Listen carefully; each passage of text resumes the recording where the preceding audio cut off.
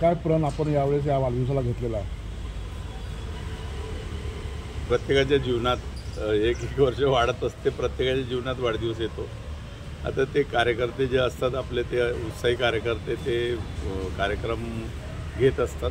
कुठे फळवाटप, कुठे काही रक्तदान शिबिर, काही आणखी गोरगरिबांना मदत त्या ठिकाणी करत असतात. तर यावर्षी आपण आता काय निवडणुका झाल्या, सगळं झालं, आता काही उरलेलं नाही आहे.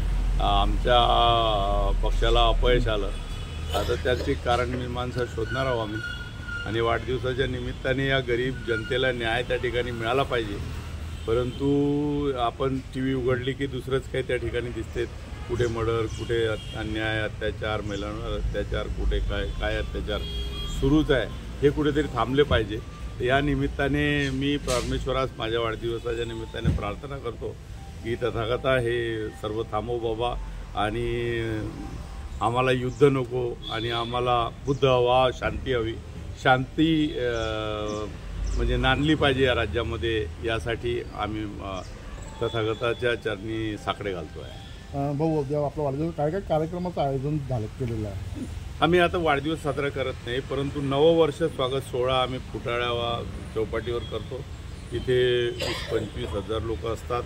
फटाका शो, जेवण, त्या ठिकाणी रंगारंग कार्यक्रम, नृत्य, असे चांगला कार्यक्रम. म्हणजे शहरामध्ये जे लोक हॉटेलमध्ये जाऊ शकत नाही, 10,000 रुपये खर्च करू शकत नाही, म्हणून त्या शहरातल्या गरीब म्हणजे सर्वसाधारण मध्यमवर्गीय लोकांकरता आपण डान्स, त्या ठिकाणी फटाका शो, त्या ठिकाणी जेवण, त्यांना जी काही मदत जे हॉटेलमध्ये मिळणार नाही ती त्या ठिकाणी निसर्गरम्य वातावरणामध्ये नववर्षाचं स्वागत आम्ही करतो. असा सुंदर कार्यक्रम. आणि पूर्ण नागपूर शहरातलेच लोक त्या ठिकाणी एका ठिकाणी जमा होतात फुटाळा चौपाटीवर.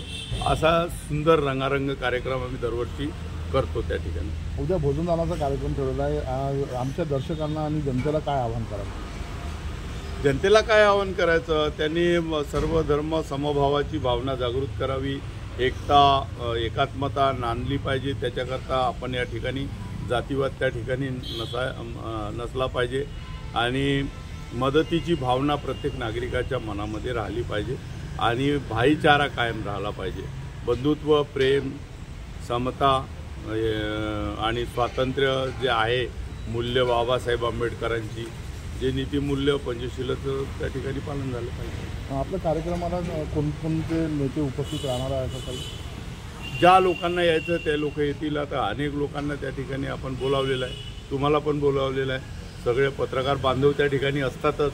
त्यांच्या हस्ते आम्ही दीपप्रज्वलन करतो. तुम्ही पण या आणि या नागपूर शहराला चांगला आपण एक नागपूर शहर हे देशामधलं सर्वात सुंदर शहर आणि हार्ट ऑफ द कंट्री नाही, हार्ट ऑफ द वर्ल्ड, त्या ठिकाणी centre point of the world आहे. तर त्याच्यामुळे आपण या शहराला चांगलं वातावरण निर्माण करून लोकांना न्याय देण्याचं काम करू.